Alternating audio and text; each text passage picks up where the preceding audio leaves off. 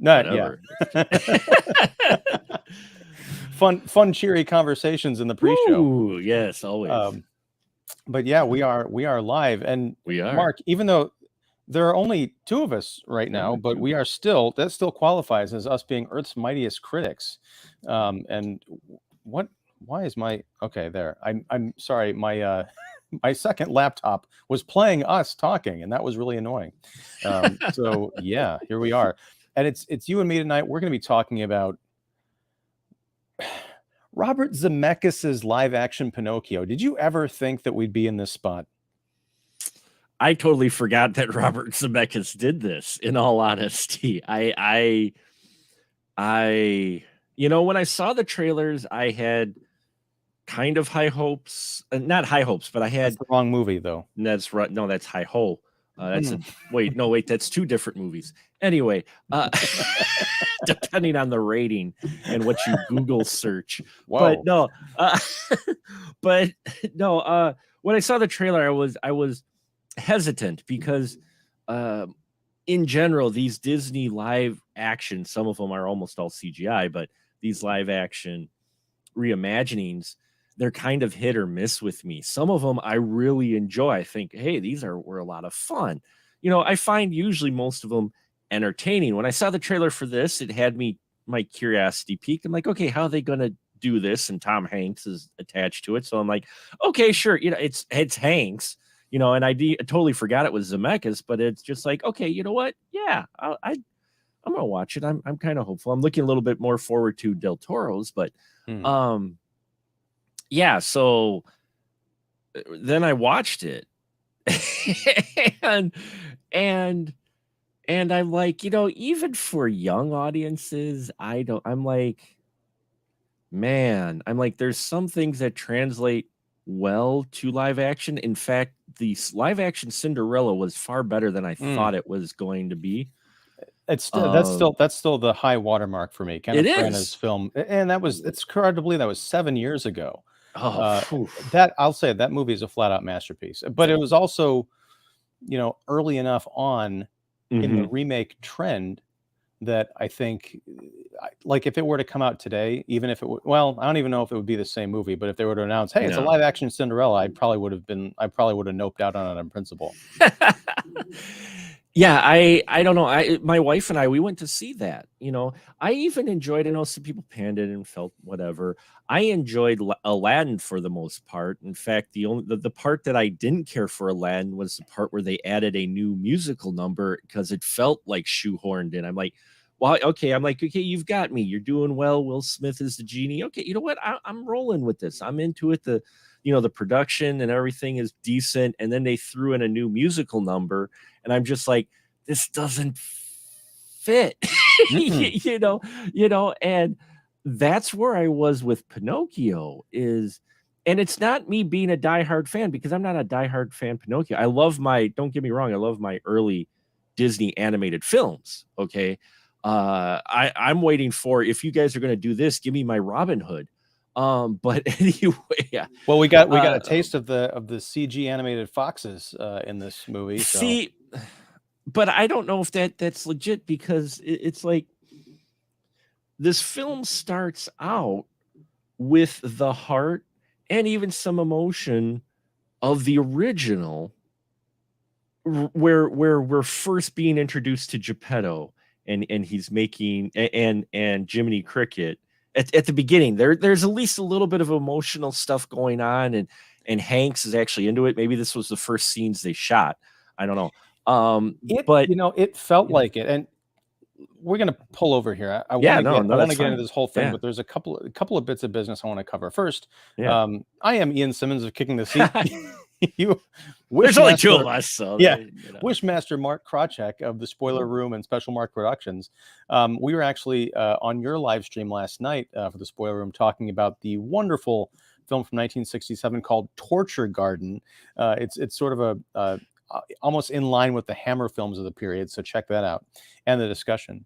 But we were talking about the fact that we were going to be discussing Pinocchio. And I confessed that I had never watched the 1940 Pinocchio. So I was going to be kind of experimenting to see, because I had watched at this point Zemeckis' version. And I was going to come into this conversation not knowing anything about the animated original except for a couple of clips I saw here and there. And I had watched or listened to a video essay, and if I can find it, I'll link it in the description, of someone comparing the two films. And you know what? The differences in terms of characterization and motive were so stark that I'm like, I need to see this for myself. So today, while I was working, because we have Disney Plus, it's literally at our fingertips, the entire catalog except for Song of the South. We can talk later about that. Well, anyway, wait, do you have? Okay, we'll talk later. I've never seen it, but no. I put on Pinocchio while I was working, and I didn't get to fully, be absorbed in it because it was like on a second laptop and I'm doing work. But the differences are stark, and I am way farther down on Zemeckis' version than I was before I watched the original. And I feel like Disney is, I don't know what they're doing to their brand, but it really puts into stark focus that they are, I think, damaging their classic libraries with these live action remakes. It's because it's not just a one-for-one, shot-for-shot remake. No. If it were that, because and we're going to kind of jump around here, folks, and we'll get kind of spoilery, but it is Pinocchio. I mean, if you haven't seen it by now, and if you don't know the story, I don't know what to tell you. But there's a bit at the end of the Zemeckis' film where Pinocchio and Jiminy Cricket are going out to find Geppetto on the open ocean. And it's like this whole like weird water skiing thing, and it's all on the surface of the ocean. I was unprepared for the fact that there's this wonderful like 5-7 minute underwater sequence where Jiminy and Pinocchio are on the ocean floor interrogating the ocean creatures, trying to find out where the monstro, the big whale, is. I'm like, if they had filmed this in CGI, I mean, my God, that would have been just phenomenal. It would have paled in comparison to the original in a lot of ways, but at least it would have been visually interesting, other than, hey, we've got a water tank, and here, Tom, look at this, ping pong ball over here we're going to pretend it's water skiing. Yeah, that's what I think surprised me watching this, because being a fan of and growing up on the classic, Disney stuff, I had watched this one a few times, and the changes didn't make sense. It goes along with what we've talked about before. One of the things, whether or not you like the movie 300, if you're a fan of 300 or even like Watchmen, while they're more mature, still they were pretty much what fans wanted. You took what was animated or in print comic, and you made the live action equivalent of that. You really didn't change it up too much unless you were limited by, the visual moving. You had to make something interesting.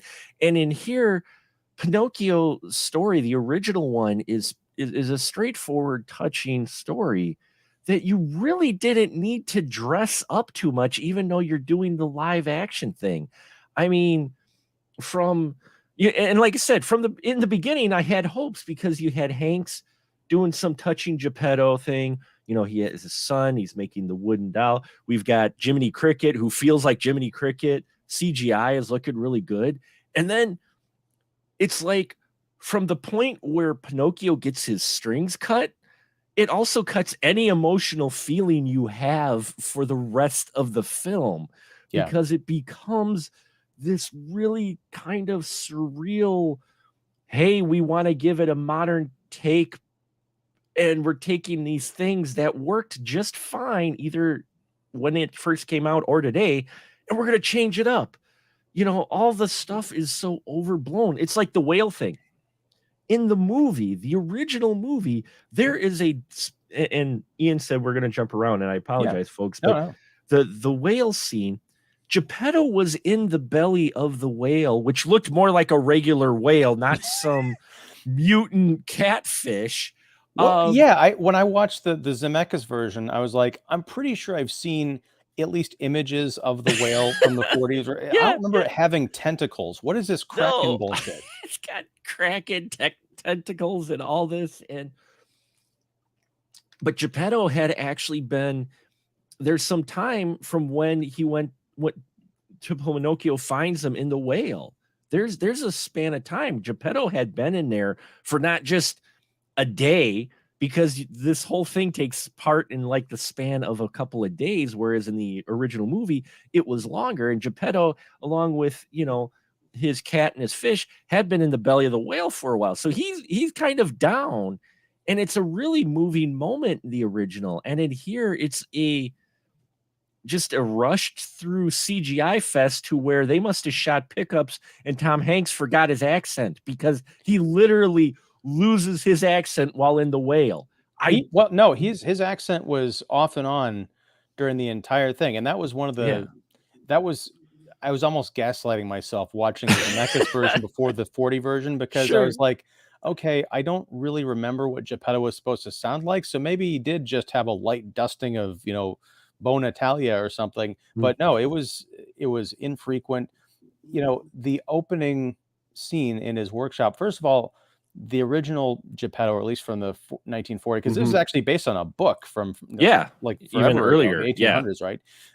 But in the original version, Geppetto it was a lonely old toy maker who wanted a son, and he made a puppet. In the new one, Geppetto has a dead son, but I don't think we ever find out what exactly happened. That opening scene, you know, it felt like a dress rehearsal, because Hanks is singing a song to himself, but it's just like mumbling. It's like, oh, I got the dead kid, I make the new kid, you know, whatever he's saying. Yeah, he's rhyming, which again, I didn't mind, because that's kind of old man style. I'm like, okay, they're setting him up.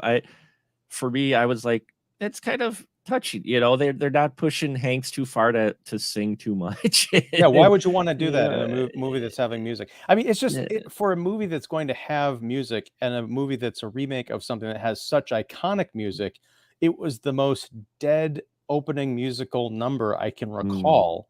You know, you can even have a sad song in big, you know, a big production of a sad song and have it work.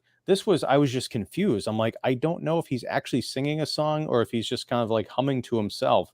But that whole business in the original film, we meet Geppetto, we meet Jiminy Cricket, Pinocchio comes to life within the first 10 minutes. Yes. It's like 20 plus minutes of this dull, drab. The colors, what is up with the colors in this desaturated movie? You watch Geppetto's Workshop in the 1940 version, it looks leagues better than anything they could render in the computer, at least this team. It's not even in Geppetto's Workshop, it's the overall film. I don't know who did quote unquote color correction. And again, I'm not the technical expert, but when we talk about putting CGI creatures against a supposed live action set, which I think most of this set was CGI as well in this,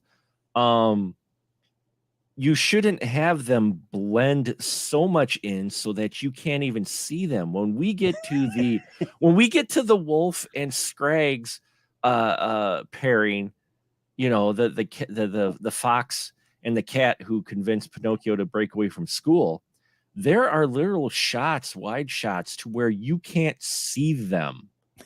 There's a shot in particular. There's a shot in particular where the sunlight's hitting the corner, and you've got the fox and the cat and Pinocchio are there. And the fox, because of the colors the way they are, they blended the CGI almost too much to where I couldn't see the fox literally looked like part of the background. There was no separation, because they either did the same filter across the whole thing or didn't bother. This feels like and not only that, but I understand Disney celebrating its 100th anniversary, and you're gearing this towards a younger audience, but also, you know, you have classic fans out there who love the original. Why on earth would you do a rather 20-second to 30-second scenes altogether, if you put them together, referencing every other Disney movie ever made with different cuckoo clocks that Geppetto made that are all references to past Disney films? Why would you do that to a film like this? I could see like an original film, like you're doing an original film that, you know, is in style or whatever, but to alter it that much took me just out of the film. I'm like, and then it was like, okay, one clock, I could see you. Okay, you've got yourself one Toy Story clock. That's fine. And we cut to another clock that is like, you know, a reference to another Disney film, like a Pixar film, and another one. And we cut to at least 6 or 7 clocks throughout this thing, all themed after other Disney films. And I'm like, what movie is this? Well, don't you know this is the prequel to the entire Disney universe? Don't you know Geppetto dreamt all this stuff up, and these clocks. If you look inside the clocks, you actually be transported to these other universes. Oh, No. that's what they were. But you know what I'm saying, though. No, I do. There's even a Who Framed Roger Rabbit clock, which I think was a huge mistake because it just reminded me of Zemeckis' Tour de Force from 1988. I mean, there's a fundamental problem, and it's not exactly uncanny valley. I don't know what you would call it, but my wife and I were watching the Zemeckis film the other night, and somehow we found 2 people who are not that dissimilar in age, who grew up in the time when these movies were very, very popular. Neither of us had seen the original Pinocchio. And yet I think we own it on Blu-ray. I think it was one of those things that was on sale. I was like, we'll watch this eventually. Sure. But when we're watching it, we're very confused because you've got this small, you know, I'll call it an Italian village or whatever. At one point when Geppetto sends Pinocchio off to school, then we meet up with our Honest John the Fox and the little his little sidekick. We're like, wait a second. So it's just because we knew that kids had turned into donkeys or something later on, and we thought that was just kind of like a metaphor or magic or something. But like, okay, so this is a realm where you've got people walking around and anthropomorphic animals. Yeah, like you can get away with that. I feel like in 2D because it's all very like fantastical. But in the live action version, there was just this, again, it's not exactly uncanny value, but it's just when you have real life actors and you've got this setting like, oh, this is just a long time ago. But then you've got like foxes walking around and no one seems to, well, I guess they don't really interact with other people aside from Pinocchio. So do they even exist? I have no idea. Right. But then the school teacher, another break from the original film, kicks Pinocchio out because it's like, we don't teach puppets in this school. Like, okay, that's my second concern. The first is, why is there a live wooden boy in my classroom? Yeah. Well, and that's what got me with it was keep drinking, Mark. It's sorry. No, sorry. We're gonna need it. My throat keeps getting dry.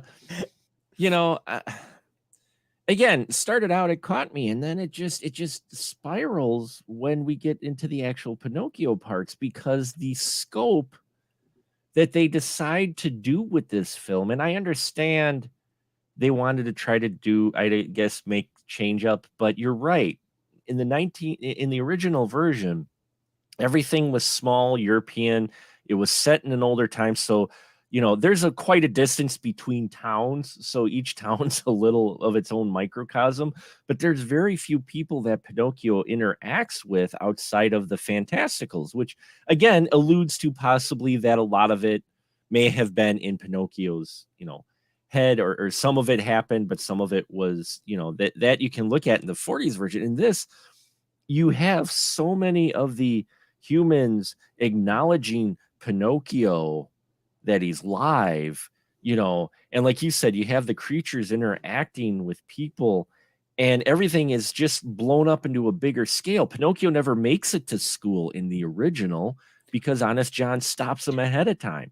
Pinocchio is headed to school by himself, by the way. He's not headed with a group of people, if I remember correctly. He's right. He's by himself because it's a small village. And that's the thing, is here, this world, they tried to make a bigger world with a lot more humans in it.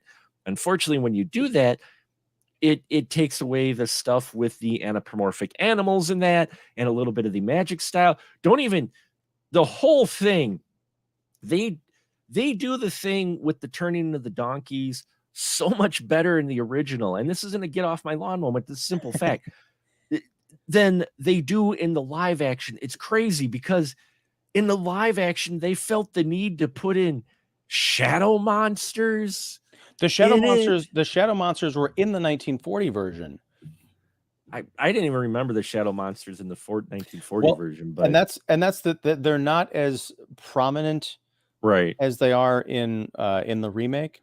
okay. But because again, my wife and I were watching, because when the things show up in the Zemeckis version, Right. like, no, wait, really, what is going on here? Are we all of a sudden in Middle Earth? Like, what are these giant, like, glowing, Right. fiery-eyed black monsters? And then, but yeah, they're in the 1940 version, but very briefly. They're just kind of there in the salt mines, I think, ushering the kids, Right. or the donkeys. And that's another thing. Like, the donkeys in the new version are just donkeys, and there's kind of a mystery as to, like, what are they? Why are they? What's all these donkeys are being shipped off to the salt mines, and then it's revealed, oh, they're kids. In the 1940 film, you actually have one of the donkeys like screaming like, "I'm sorry, I'll be good. I want my mom." And it's like a terrifying moment, because the big guy who's played by, I guess, Luke Evans in the live action version, like, throws the donkey against the wall into a pen with some other donkeys. It's like really terrifying. You get the feeling, yeah, this is child slave labor. Right.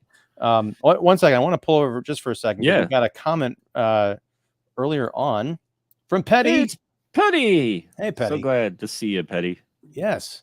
Hey guys, from what I saw online, the film has mixed reviews. They are mixed, mostly in the avalanche of negativity, though.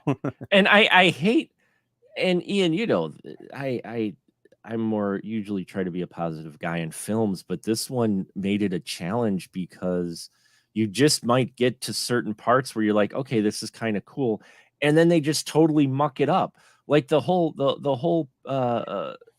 Pleasure Island thing, which is what it was called in the original as well. It was given as an idea of a carnival, but not on the CGI spectacle that you get in this film, to where you're looking at it going, this island, again, smaller contained story was still more effective in the original than here. They tried to go bigger, and it took away with it, and it brought up so many more questions that if Pleasure Island's just a small carnival on a remote island with just a dozen kids or so, no, we've got hundreds of kids on this island at once. And there's like a ski slope of candy or something like that. I'm like, again, they're smashing. They literally have a factory of smashing clocks. Right. And again, you can get away with this if you're kind of setting this up as metaphor, or setting up as fantasy, or, hey, this is just the world we live in. But they never, and I don't mean that I need everything handheld explained to me. It's just, I need to know what the rules are when I'm going into a movie. At the very least, the original Pinocchio, I think this is the key reason, even though I didn't know it at the time because I hadn't seen the original. Right.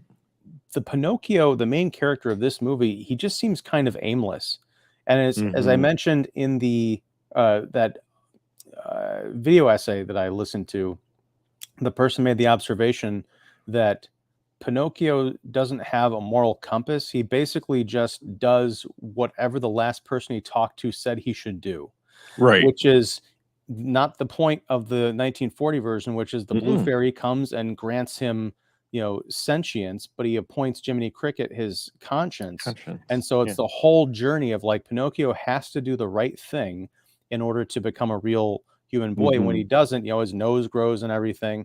But he's constantly faced with these choices. Like, you can go to school, or you can go hang out with these other characters and become, rich and famous, allegedly. You can go to Pleasure Island, or you can go back home to your dad.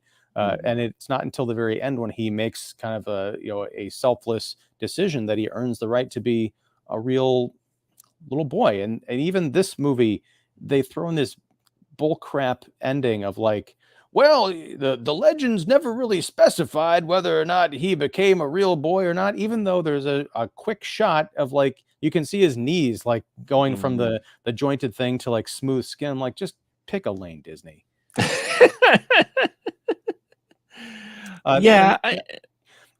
Petty also says, if you wanted to see Pinocchio with your children, which version would you choose? 40s. Petty, run away from the 2022 version.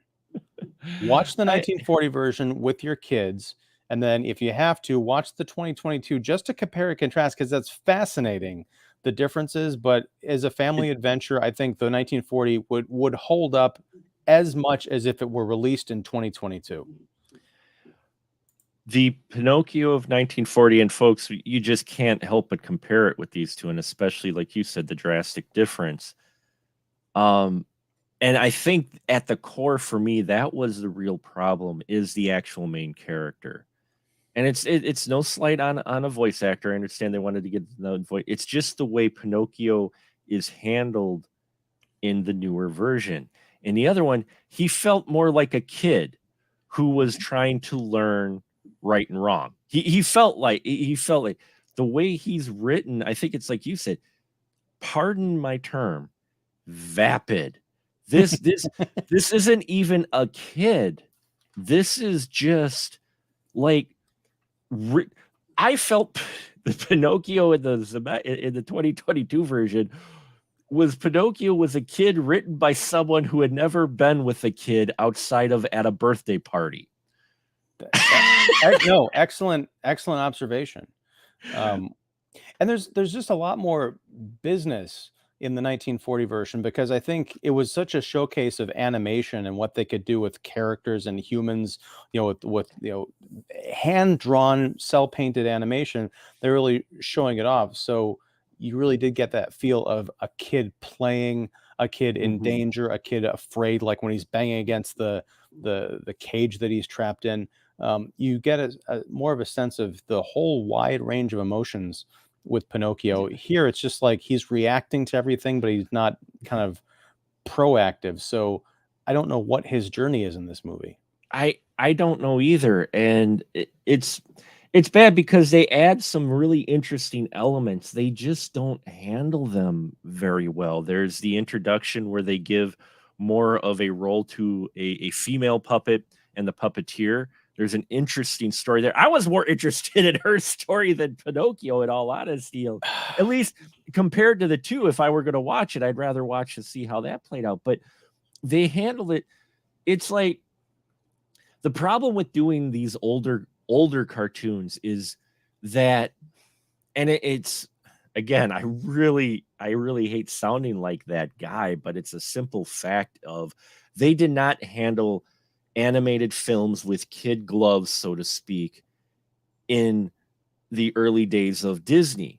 They were darker films. They were films that were not afraid to explore subjects and do things that might cause a little scare in the kids or might be of a bit of a darker subject. Here, Disney, I think they're trying to do that line of, we're not going to go that dark, but we still kind of want to pay, honor the original. So we're going to throw some of these elements in, but we're not going to handle it as nearly as because the donkey scene when they first changed is rather frightening. The Pleasure Island was far more frightening in a 2D animated film than it was in the live action one. This one was more of just a CGI action piece of sorts. Well, there is a quick flash of almost body horror when the kid transforms into the donkey, because it looks so horrific because it is live action with CGI enhancements. You're like, I feel like I'm watching American Donkey in London or something. It is kind of unsettling. But but they turn away too quick. They start to show that, but then they turn away and you're doing it in the shadow. The whole transformation. The one thing I will give this movie that I thought was kind of nice was when Pinocchio transforms into the donkey, he's transforming into a wooden donkey. I thought that was kind of a clever twist. Like his tail is actually jointed in order to make it, curl and have some definition like that. It's good. Now, the movie is 15 minutes longer than the original. I think a lot of that has to do with what you mentioned. There is the introduction of a girl who's got her own marionette and she dreams of having her own, puppet show and everything. And it's not in the original version. It stuck out like a sore thumb to me.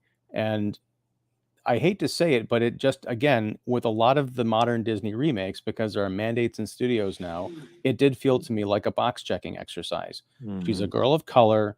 and then she also has like a disability. it's not like polio or something, but she's got like her foot is in I don't know what you call it, like a it's brace. a brace. Yeah, she's got a support brace on her ankle and her lower leg because of either a condition that she has or an injury that she suffered that just didn't heal right. Because we're talking what 1800s or something that this is supposed to take place in, or whatever. Well, and on top of let's not even get into, and folks, I know this might sound a little bit shocking to some of you, what we're getting into here, but I am going to throw up the card that yes, I am half black, so I have some standing on here to talk about issues of race and representation in film. But it's such a strange bit because, and you see this a lot with movies, Disney movies in particular, that want to flirt with, hey, we're going to appeal to various demographics, but we also want to be a global brand, and not a lot of countries smile on this stuff. So they insert these things that are so easy to remove for other audiences.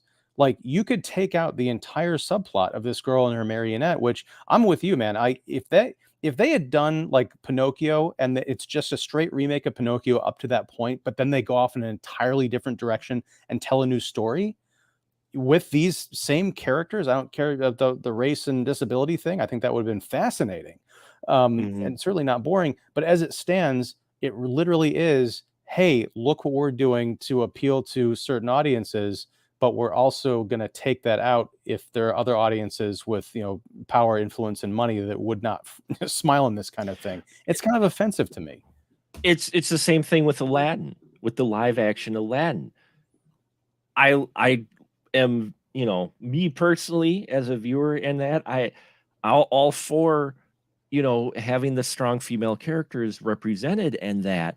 But the strong female song that shouldn't say female, the strong song sung by Jasmine in Aladdin, one, like you said, feels like a box check or like it's shoehorned in, and it is something that could be cut out easy if need be from it. If you're distributing it elsewhere, that might not appeal, because she's talking about how she's taking control in that song, and how she is not going to let anyone.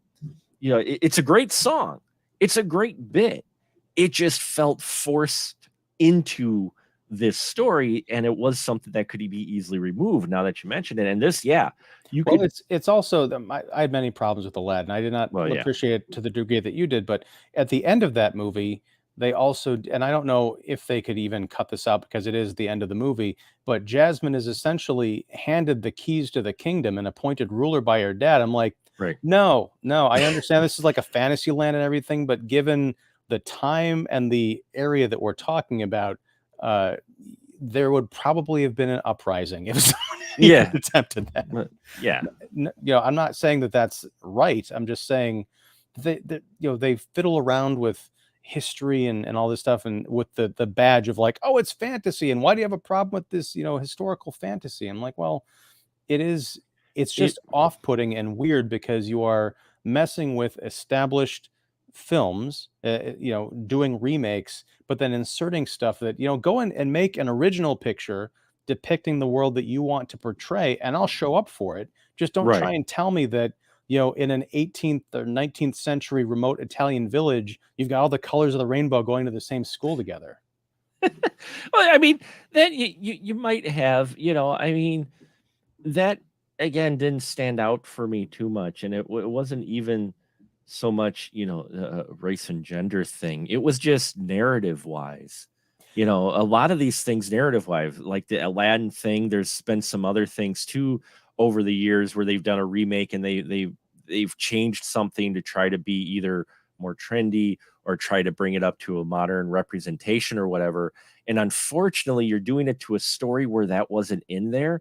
And if it's not handled with care, it just feels like it's forced in there. And that's what it felt like in here. It felt like they had this segment in here they came up with, which is a great segment, very interesting. But as far as the narrative goes, it just doesn't add anything to Pinocchio's journey at all. But Really? you're right. But it's in service of or representative of a larger problem, which is they didn't even preserve Pinocchio's journey, which we talked about, his journey of conscience from the original film. Right. It's like they were so focused on adding this other stuff and doing things like, hey, we got to take out the cigars and they can't be drinking beer. We got to have like root beer gags and all Root this other beer. stuff. Yeah. It felt like they were so busy ticking boxes and working their way around the stuff that they quote unquote couldn't show, that they forgot that there's a rich story underneath that needs to be told. I just thought of something while you were talking, Mark. If they wanted to push this idea of like diversity and inclusion in the modern storytelling, as I mentioned, if they had just taken it up to a certain point, and when he meets the marionette, the little black girl, I can't remember her name, and then gone off and had a completely different movie that is Pinocchio, but it's a Pinocchio you've never seen. If you wanted to like really tackle something important, have a great lesson for kids, Pinocchio wants to be a real boy. If you've got a marionette who is a person of color in what is, especially this time period, the European countryside, which is not historically at all diverse, maybe have something about, well, she wants to be recognized as like a real person, because when our America's troubled history, there were long periods of time where people of color were not acknowledged as real people or people of value. You could have this kind of parallel journey of these two people who want to be performers and they unite or help people understand the richness of multiple different kinds of people through their art and all this other stuff. You could find a way to make a really rich and cool story, but instead you're just kind of copying and pasting things in where they just don't really belong. Yeah, and that's the problem that I really had with it. Cutting and pasting is correct, and it seems like Disney is doing that a lot lately. We've had that discussion not just with their IPs as far as the animated kids stuff, but even everything from Marvel to Star Wars to now. I haven't seen, according to some of Earth's mightiest critics who have happened to get a little sneak peek at Andor, apparently it has kind of it redeems itself a bit. But I've enjoyed the shows for a varying degree, but if you want to talk about quality overall, that what you once had versus what you have now, it's being just mass produced and pushed out as quick as possible, to where even in this movie that's supposed to be, a tribute to this classic film, as well as an updated version, as well as kicking off, the feeling I get is the kicking off of the Disney 100, because, in the 100 years of Disney type of thing. This felt hackneyed, like they, like they just came up with this and they rushed it, and well, it's not exactly polished, but we're just going to dump it to Disney Plus, so that's fine. You know what I mean? And a lot of their product has been feeling like that lately. Well, and we can sidetrack into another kind of controversy that blew up this week, which is the Little Mermaid trailer. That is getting a lot of flack because they have, Ariel in the new remake is going to be black now. And I find that just kind of annoying for a lot of the reasons we talk about. It just seems like when they announce these new projects, it's like, okay, which main character is going to be swapped out for, something that they weren't originally. Right. But the thing is, when I was watching the trailer, because I did watch it, I had heard people talk about it, I'm like, fine, I'll watch the thing. I was struck by how, again, desaturated, murky, I know it's underwater, but Jesus, and how I was like, this looks really bad. And then Ariel shows up. I can't remember the name of the actress. Bailey, I think, is her last name. Yeah. Is it Halle Bailey? Is that right? Because it sounds kind of like Halle Berry almost. It confuses me constantly. I keep changing the names up. Yeah. But when she is looking, that shot where I think it's like cannon fire or something, she sees. Yeah, she's looking through the wood. Right? Yeah. And she looks up. And then her face just kind of like lights up, and then she's singing. Mm-hmm. I was like, that I have to see this movie. She has such presence in that 2-second clip and such a great voice that, I mean, full stop. I don't think I've ever finished watching the original Little Mermaid because I just found it really boring. So maybe this will be the one that I watch. I'm like, okay, now I can appreciate the story. Maybe I can go back and give the original a Sure. chance. And as with you, a lot of these Disney remakes of the live action versions are hit or miss for me. I really dug The Jungle Book. I really liked The Lion King a lot because I never really cared for the 1994 version. I know there are some differences, but I hated Dumbo and I didn't like Aladdin. So it is very kind of hit or miss. I think in addition to Cinderella, the high watermark for me is Maleficent. Oh, yes. Because in that case, you're taking characters from a story we know and coming up with a completely different story. I'm like, if that were the direction of the live action remakes, like have a movie about Scar, from The Lion King, or just a whole series of Disney villain or even Disney hero, like alternate reality kind of things. And then it'd be fine for me. And it felt like they were kind of starting to lean towards that because you had them come out with Cruella. You had them coming out with Maleficent. They literally had a series, an animated series. I didn't watch it, that featured kids of the villains. Oh yeah, on the Disney Channel. I remember on that, the Disney Channel. And they've got a few other products that feature more of the villains. I mean, I would love to see stories. One of the things, Lion King 1.5 is far more entertaining than it should have been. I think that's what the one it was, where it's telling the original Lion King, but from the perspective of Timon and Pumbaa. I haven't seen that. I think that's what I forgot what it was called. I think it's Lion King, not Lion King 1.5, but yeah, I forgot what it's called. But it's there's parts of it with where they tell the story. It's the same movie, but it's being told. We follow Timon and Pumbaa through the events and such, and see where they lead up to the moments we see them in the Lion King.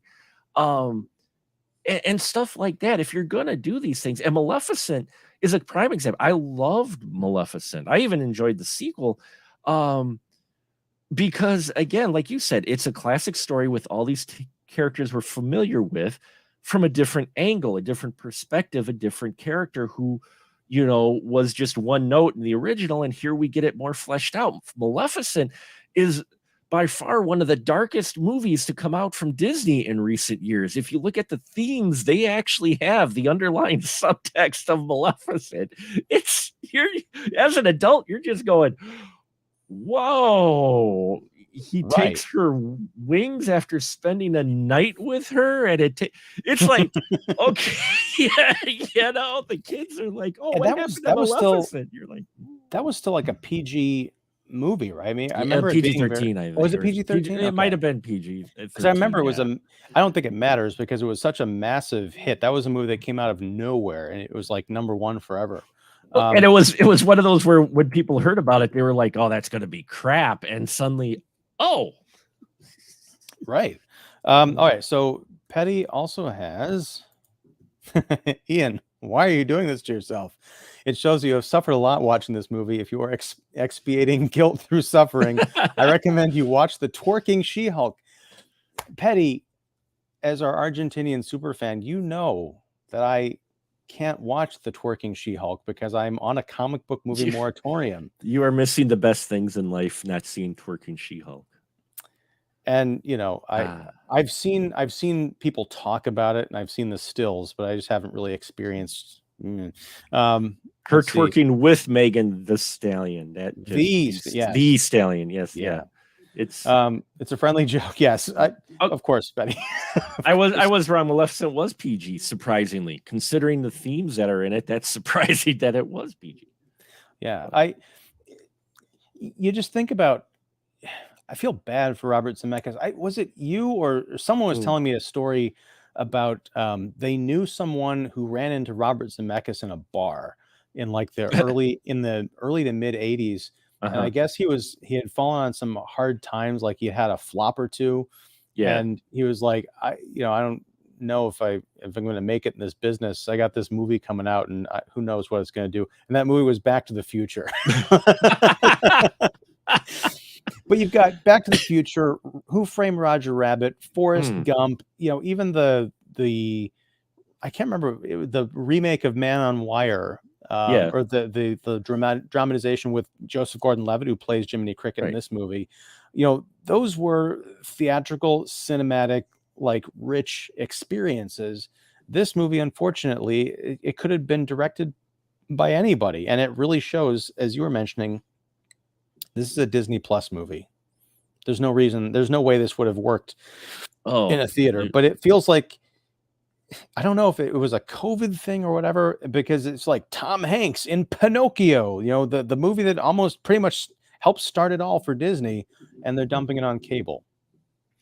yeah, that was a surprise. And I think, if anything, Pinocchio, I think, finally reveals to some who may not have noticed the larger problem with the whole streaming versus theatrical experience and the world we live in now, where you have studios trying to satiate both. They're trying to come up with material for their streaming service to keep people there because they're making money. That's where they can make money. But they also want to get butts in the seats for theaters. They do want to do theatrical films. And they've got so many people, and we've talked about this before with the whole Marvel thing and effects studios like working their people to a bone on minimal wages and horrible time frames to get this product out. And then when it does come out, like with the She-Hulk stuff, I mean, again, I haven't seen the show, but I remember seeing the early trailers and the reaction to that, and like, her CGI looks terrible. And then you find out, that was the whole, like, well, before it's released, they have time to tweak it and stuff, but there's still kind of issues with it, right? But the narrative is, yeah, it's because they gave us no time, barely any money, and we're just doing the best we can because the mandate is churn, product. And that's what the thing is with Pinocchio. I almost wonder if they tried to rush this out before Del Toro's came out, just to try to get a jump on it and everything with it, because it just, like I said, it feels rushed. Hanks, in some scenes, feels like he's in it, and others he isn't, like they were pickups later on or something. The Pinocchio character is not written charismatically like the original Pinocchio, or the Pinocchio we're used to seeing. And it's just empty. The film is supposed to have this theme of him discovering conscious right and wrong, and earning his way to becoming a regular boy, which back in the original, that the theme was growing up, basically going from childhood to growing up. When you start learning right from wrong, that's when you start learning to grow up more. That's the whole story with Pinocchio, at least what I pick up from it, for me. And in here, you don't get that. You get a lot of funny, haha, overblown moments that will maybe make the kids laugh, but the substance really is lacking. There's a lot here, but it's not saying a whole lot. Well, you look at, in the original animated version, the famous scene where he starts telling the lies about, lying to Jiminy Cricket. His nose grows, but the bigger the lie, the more elaborate his nose, which is a piece of wood, gets. Like, branches, twigs start popping out, then branches, then there's an entire bird's nest. And it's not until the blue fairy shows up and basically, like, bitch slaps him back into, like, you got to start telling the truth, Pinocchio. This isn't going to get better for you. Yeah. I mean, in the new version, and there was some controversy. Again, I'm tired of saying, like, I don't know who this person is, so I'm just going to look it up here. Okay, Cynthia Erivo plays the blue fairy. And again, I know when the earliest stuff for this movie came out, people were like, oh my God, they made the blue fairy, a black, a bald-headed black lady. What else is new?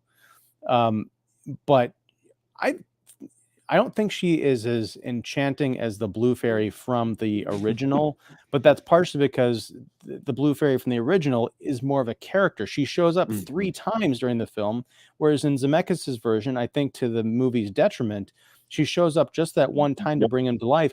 I think she's wonderful in that scene.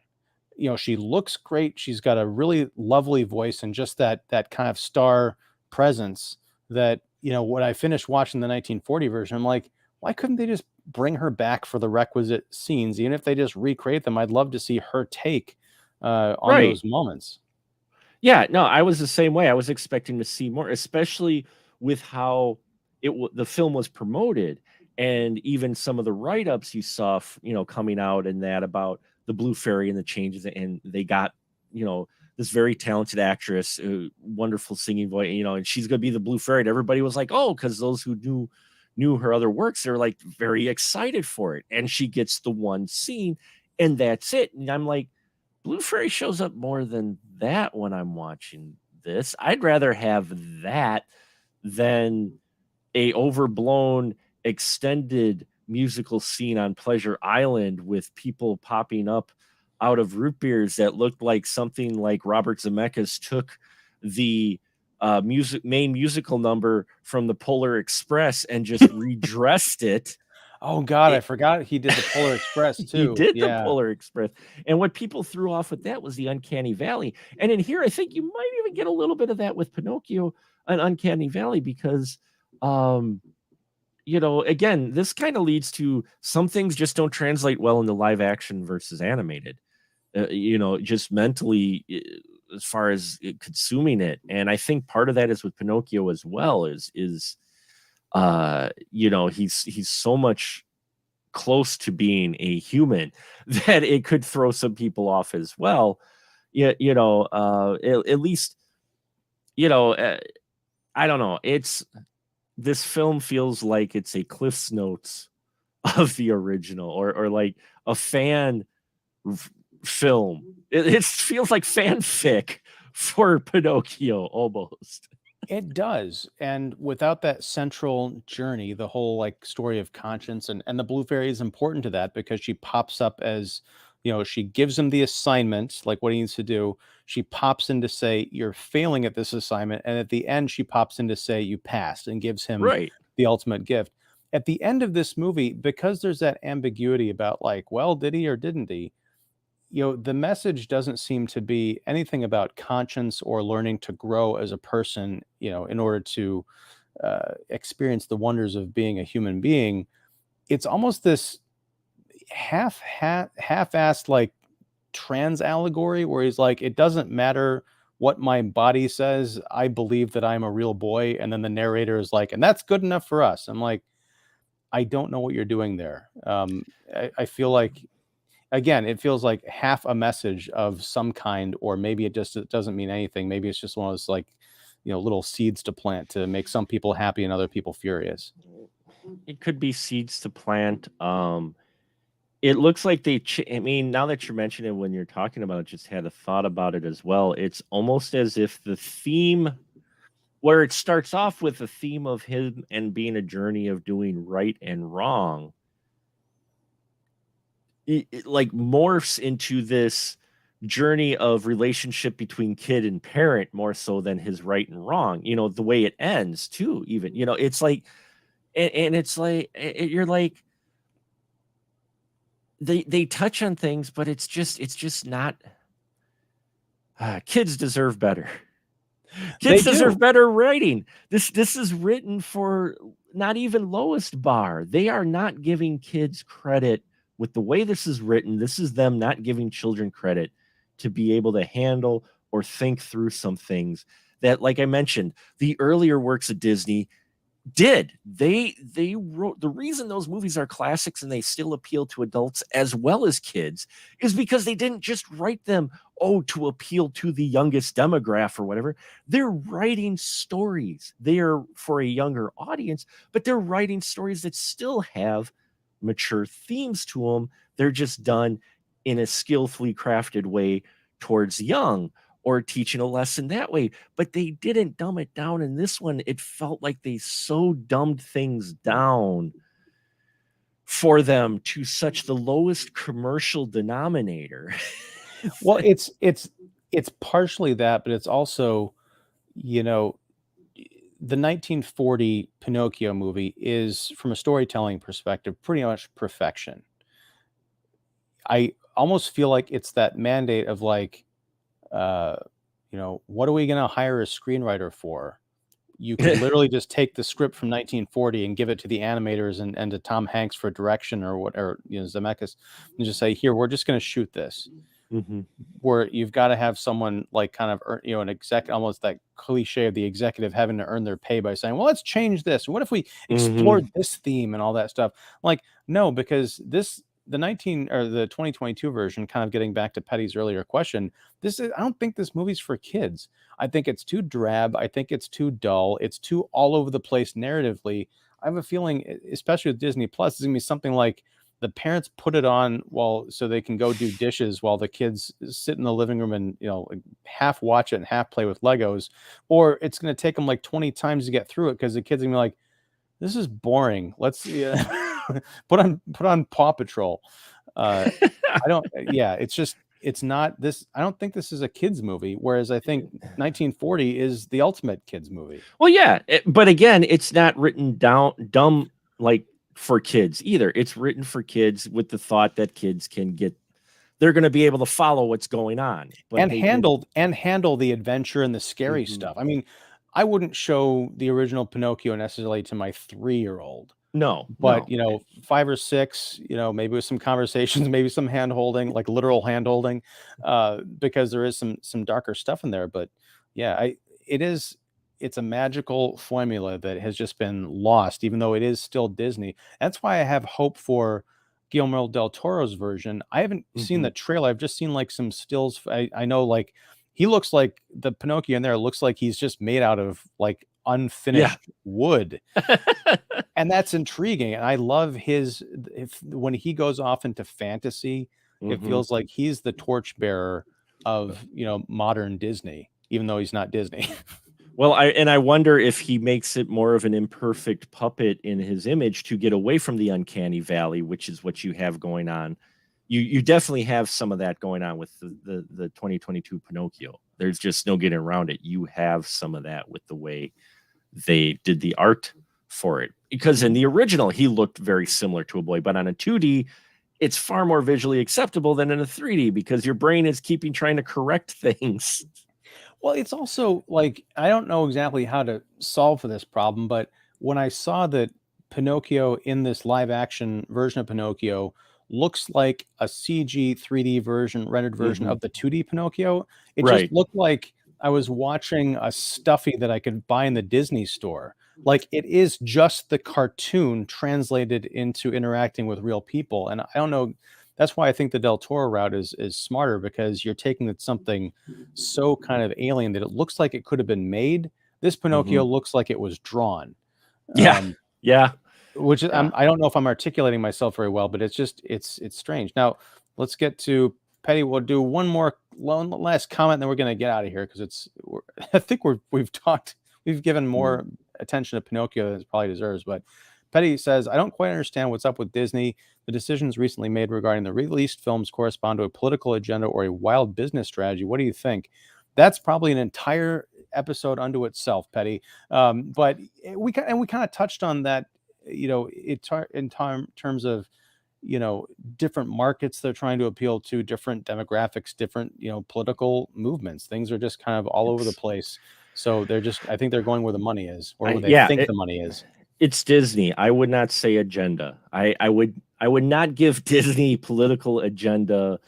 I would. There was some very telling leaked Zoom calls that came out a few months ago. I didn't follow those, but I would say don't look them up if you want to remain happy, Mark. Don't look those up. Well, no, but but I would say money for sure. Maybe they do have a political agenda, but above the political agenda is money. They're looking to make money, crank out product with other streaming services up now, even though they were earlier to the party to do it properly. Now you have other studios who have taken their model and kind of either tweaked it or whatnot. So now they've got far more competition, and now they're trying to crank stuff out, and they've got the money to do it, but they still got to make that money back because it's still a business. And so I think their motivations are a wild business strategy of just trying to maintain a foothold and get the money, and also be still the powerhouse, the house of the mouse that they are. And you know, the problem is all of these streaming services now are doing this with the sheer volume of content we're getting hit. We had the backlog of movies that now they're just dumping. I just had this now. I'm looking at the movies being released this weekend out into theaters, not just Disney, but theaters in general. There's like 5 new movies coming out Really? that are out in the theater. There's either new movies or they're new to my area. But the one theater, they've got Clerks 3 is getting the wide release. You've got Pearl. You've got The Woman King. You've got Barbarian just came out last week. I mean, you've got 5 new products within the last week alone to hit the theater. And that's just the ones that I can see in my area, not including the multiplexes, which are releasing even more.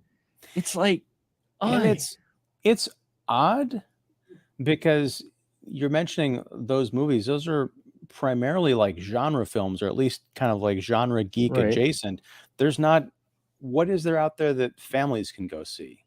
There's Super Pets is still out. So, yeah, I mean, that's coming out on video in like 2 but that's weeks. Coming out on video in like 2. There's not a huge amount of family content out. So, you know, maybe that's what Disney's trying to do too, is they're trying to keep the market and the family content is going closer to home. And yeah, I know those titles aren't necessarily belonging to big studios, but I'm just where I was going with that with my addled brain is so much out there is competition now that Disney, I think, is feeling forced to push some of these IP products and that out quicker than maybe they either want to or should. And they're coming out half-assed. They're coming out not polished. They're coming out because they're just trying to get out there to compete with all the other content that is out there now, because they're no longer one of the primary ones producing kids stuff. You've got a dozen different kid sources now, you know? Right. And that's something that struck me. And I don't want to make this sound like I'm denigrating the CGI artists, the people who make these movies, these live action remakes, because it is spectacular. It's still digital wizardry. Oh yeah. But you look at something like Pinocchio, you look at just the landscape of the way that they made movies, 80 years ago, when you would have a theatrical released animated film every year, maybe every couple of years. Because, I mean, Jesus, just looking at the whale scene at the end where the whale comes crashing into the mountain, and then on the other, like Pinocchio and Geppetto and Jiminy and the cat, they get kind of like washed out the back. I was just noticing like the realistic, the way that the waves came in and receded and the foam and everything. I'm like, every speck of that frame, those frames, the hundreds of frames, hand drawn and hand colored.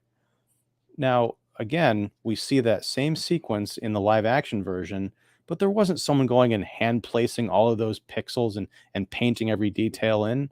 I mean, it's still hard work, but it's nothing compared to, I mean, that's what they were doing back in 1940. That's magic and patience on a scale that no one today can even imagine. Yeah, well, and just, and then it's not only that. If you look at the old school Disney stuff of how they did it, like they did Bambi, they're doing the hand-drawn stuff. They're doing stuff on glass plates, on multiple glass plates that they put on a camera pointing down, and they move the plates to give the animated feel, to give some depth to like the forest and that. I mean, it took time, and it's part of the larger discussion, and we won't go into it, but Ian, you and I have touched on it a number of times, in that the digital technology and the amount of stuff you can put out at short amount of time is a double-edged sword. On one hand, hey, it's digital technology. You can do all of this stuff for a bit of a lower budget, and you can still make it look very realistic and great. The only problem is it's digital technology. We don't have to be as careful because digital media don't cost a thing versus film. The reason they took care with film and why it took nearly 2 to 3 years to put out a film versus 18 months from concept to when it hits the big screen is because film cost money, and you didn't want to waste film on scenes that were never going to be used. Whereas with digital, it's like, oh, we could just keep shooting, and we can literally, and Marvel has done it, tweak a film till a week before release. Yeah. You don't have to send the prints out to the theaters anymore. You have to like the theaters have to download the file and then they can project it. Right. Yeah, and that goes not only to the filmmaking but also the editing of film, where you're hand splicing things together to make cuts, and now it's all like backup drives and copy paste. So when you get a film, when you get such a two films, an opportunity where you can compare old school versus new, it's very evident of how the swiftness that they can put out these products ends up losing something a lot of times because not as much care is given.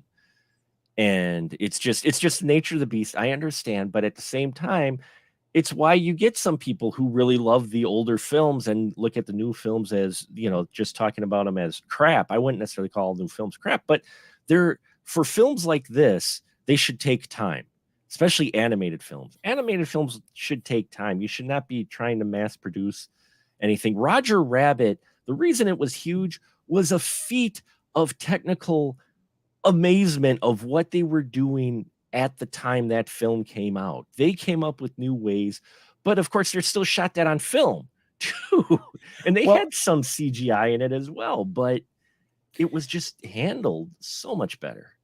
Right. And that's, when I first started taking notes on the 1940 version, I wrote down innovation, color and contrast, and playfulness as things that stood out to me. And that was just in the opening 10 minutes that I kind of mentioned.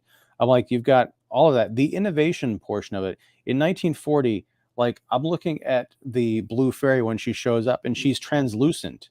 You can see, and I'm just sitting there, even in 2022, I'm like, how did they do that with 2D hand painted animate? Like, what am I looking at here?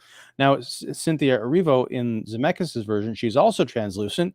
I understand how they do that. It's like digital processing and tricks of the camera and stuff. There's no mystery to it. I take it all for granted. Where is and even Roger Rabbit, as you mentioned, another Zemeckis film, where is the innovation?